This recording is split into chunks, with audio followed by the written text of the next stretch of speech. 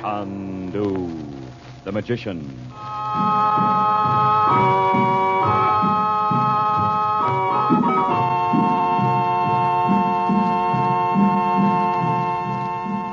Good evening, ladies and gentlemen. Tonight, the makers of White King granulated soap present for your enjoyment Chandu the Magician. But before our story begins, we would like to ask you a question. Do you shudder when you see the price tags on sheets and towels these days? Then those high prices are one reason for giving all your household linens White King Wash Day Care. White King has been a good washing machine soap, a good wash day soap, for 30 years. Today, it is better than ever, actually improved in quality. You'll like White King because it dissolves so quickly and completely in your wash water, because it makes quantities of suds that eagerly wash off surface dirt and wash out hidden dirt. And White King washes so quickly and so gently, it protects your household linens, keeps them looking new longer. Just try White King. We know you'll say, I love that soap.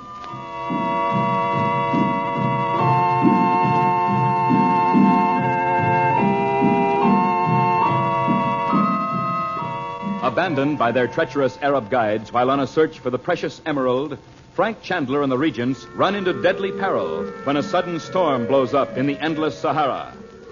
As the storm subsides, a new danger threatens. Their water supply is very low. Chandler, known in the East as Chandu the Magician, contacts a message from Princess Naji miles away in Cairo and learns that Mustafa the thief is also out in the desert. Summoning all his magic powers, Chandu forces Mustafa to return the great emerald.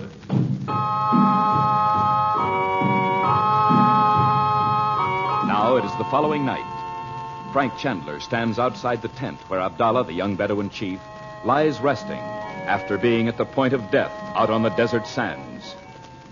Chandu the Magician. Abdullah. Tafadal, Chandu. Yeah, I thought you might be asleep. Don't get up. I am ashamed. To show such weakness is disgrace to a Bedouin. Oh, come now. Even a Bedouin's human. I'll sit down, too, if you'll feel better about it. Betty Betak. Oh, Bob, I don't believe it. All right, come over to the fire. I'll show you. All right, come on. She is gay, Miss Betty Lou. Abdullah, what possessed you to leave camp alone, on foot? If we hadn't seen you when we did, you'd have died of thirst out there. I thought to bring Mustafa to you with the emerald. But if you knew he had it... I followed him to be sure. Why? If I could have brought the emerald back to you, I would not bring shame upon the word of a Bedouin. You needn't have risked your life to prove it. But Chandu... Do you think I'd have left all the arrangements for this trip in your hands if I hadn't trusted you? In Cairo, after you had sent me to find the hiding place of Roxor, you followed my steps in the streets. Not because I didn't believe you. I was sent to follow you. Aye. Are you saying you will permit me to join you with my fighting men, my camels, my fine horses? I told you I wasn't recruiting an army, Abdullah. But my men... The work I'm doing is confidential. Secret. It is not a secret from Roxor, Chandu. Indeed it is. Now listen to me, Abdullah. If you join me, you must understand that I will not answer questions about my work. The world will someday know. But until then... I swear to serve you without question, O Chandu. Wayet Tenebi, by the life of the Prophet. Very well. Now I want you to get some rest. We're leaving for Cairo early in the morning. Halala. How have you sent to Cairo for guides? As soon as Princess Naja knew we needed help, she sent it. Ifta Inak, beware of her, Chandu. Roxor has told me she is a sorceress. I know. Allah, you know. Yes, but don't worry about it. Sleep well, my friend. We'll see you in the morning. Yamanillah. There he is. How's Abdullah now, Uncle Frank? He'll be fine by morning, I think. Are you getting pretty thirsty? We're trying not to think about it. Uncle Frank, a whole flock of Arabs just came along, and we went over to see him. Look, beyond our fire. Oh, yes. Well, I'll go over and speak to them. They might let us have some water. We can give it back when the plane comes. We tried to talk to them, but they just goggled at us. Well, maybe I'll have better luck. Gee, he's like a different person since he got the emerald back. Do you know that? Thirsty or not? Yeah. Oh, for Pete's sake, don't just sit down in the sand, Beth. Oh, my clothes are so sandy it doesn't matter anymore. Bob, Abdullah's been working with Roxor ever since he was 16 years old. How do you know that? Mother told me. I guess Abdullah told them the story of his life the night he came to Najee's. And just think, because of me, he won't work with Roxor anymore. Now, wait a minute. You know, I never thought I was so glamorous at home. Look, leave us face it. You're probably the first American girl Abdullah ever saw to talk to. What? So you're not necessarily Rita Hayworth. Oh, I might know you'd say that. You just spoil everything. Betty, don't you realize Abdullah's in that tent behind you? Oh. Here, I brought you some water. Oh, I'm sorry, Uncle Frank. I didn't mean to talk so loud. It tastes kind of funny, but it's water. Here you are, Bob. Thanks. Abdullah's exhausted, although he won't admit it. And we're going to have a long trek tomorrow. Where's your mother? In her tent. I wonder if Abdullah knows I was the one who saw him in the crystal yesterday when Uncle Frank magicked that Mustafa. Oh, we all saw him. Oh. Here, I'll take it to Mom. Now, do you want to know what we're going to do tonight? Do?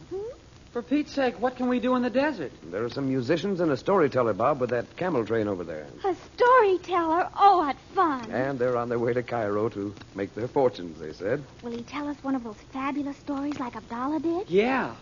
Oh, maybe Mom would like to hear it. Well, she can listen from her tent if she does. Oh, I'll tell her. She might want to come out and see the show. You know, Uncle Frank, I can understand people being crazy about the desert, like those friends of yours. It's so big and still and kind of... Oh, I don't know. I've known desert people to die when they had to live in cities. The stars are so big and close. They remind me of California. You homesick, honey? Oh, not exactly. But it's so wonderful out here tonight, it makes me kind of sad. Oh, you mustn't be sad. I'll go and ask the storyteller to begin. Just wait until you hear him. Miss Betty Lou. Oh, Abdullah, where are you? Inside the tent behind you, little white rose. Oh, dear. Beautiful white flower. Abdullah, you mustn't call me things like that anymore. My mother doesn't like it. But you, Mimosa Blossom, do you? Oh, hush, be quiet. My uncle's coming back. All ready, Betty. You see the storyteller in his red burnous? Oh, isn't this terrific? He reminds me of the Red Shadow in the Desert song. The desert song? Uh-huh. You couldn't possibly remember that. Oh, we put it on at school last year. I was in it. And you know, the Red Shadow turned out not to be a reef after all. He was French. I know. Uncle Frank, do you think Abdullah might not be a Bedouin? Maybe he's French or something, too. It's a good thing your mother didn't hear you say that. Well... Abdullah's a Bedouin, all right, so don't get any notions in your head. Listen to the storyteller.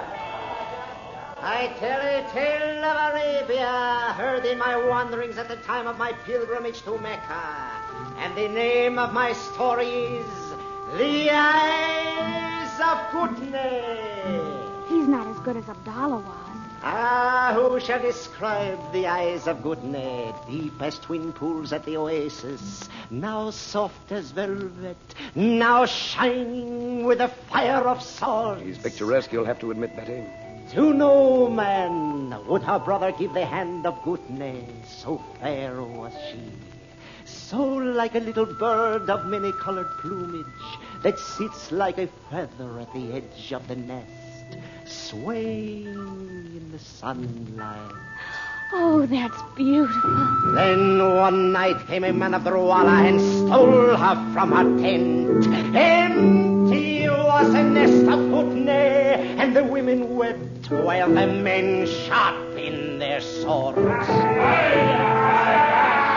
Look over there at Bob, Uncle Frank. This is the kind of story he likes. With the coming of night went the men of Putney strive forth from their black tents. When the sun rose, it struck fire from their lifted swords as they fell upon the camp of the Ruwala, and the rocks heard their wild cry. For the eyes of Putney! And sword struck against sword until the sand grew red. Now you must know the Ruwala were mighty, and the tribe of Goodness brother could not conquer them at once.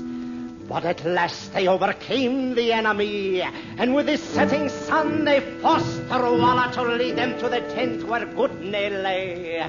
For the eyes of Gudne, they cried.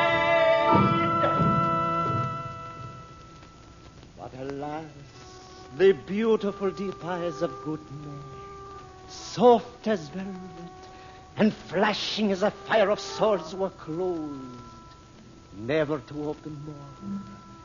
When their eyes beheld this, they went out from the tent, and not one Ruala was left alive. Oh, how awful. Even today, he who goes to that strange and desolate valley may hear at nightfall the terrible cry, for the eyes of Gudne, and may see about him the avengers of Gudne's tribe, and the slain Ruala on the ground like grains of sand. It is finished.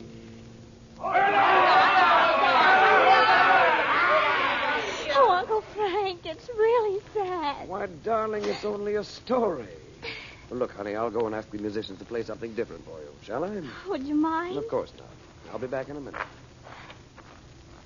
Miss Betty Lou, Oh, Abdullah, are desert people that cruel? for the honor of his people, a man may kill, rejoicing. Oh, don't sound so fierce. But there is more in desert life than killing, little white rose. In my oasis, my house has a garden with trees that blossom, and with their petals spread the very perfume of love. Oh, it sounds beautiful. But you know Miss Betty Lou, you heard how the storyteller spoke with the eyes of Gudne. Uh-huh. Then listen well. Your eyes are two stars that lift my eyes to heaven. Oh, They are two wells of delight where my heart drowns gladly. Abdullah, you know you mustn't talk to me like that. No one knows I speak to you, Mimosa Blossom. Your mother and your brother do not see me here in the deep shadow of the tent. They do not know I live but to hear the cadence of your laughter, like a waterfall in paradise. But you... Stop, Abdullah. I'll have to call my uncle. Your voice is the south wind across a rose. Your hands are butterflies. You are...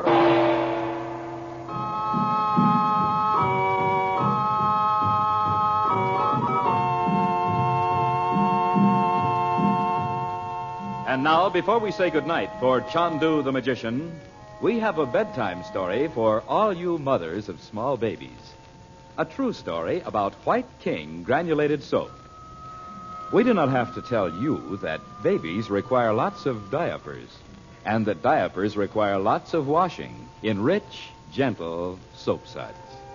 That means that mothers require lots of White King, because the very same soap you like so much for washing clothes and dishes is safe for washing baby diapers, too. In fact, it is so very safe that many maternity wards of hospitals suggest that mothers use White King for washing baby clothes. White King suds are gentle suds. They wash baby clothes sweet and clean, and then all the soil and all the soap suds are rinsed away freely and completely in your rinse water. Yes, just as surely as you love your baby, you will love White King for washing baby clothes.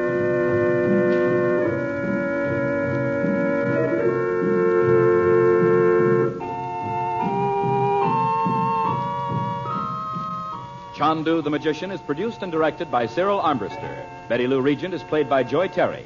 The storyteller was played by Lou Krugman. The makers of White King invite you to listen tomorrow at this time when the story resumes.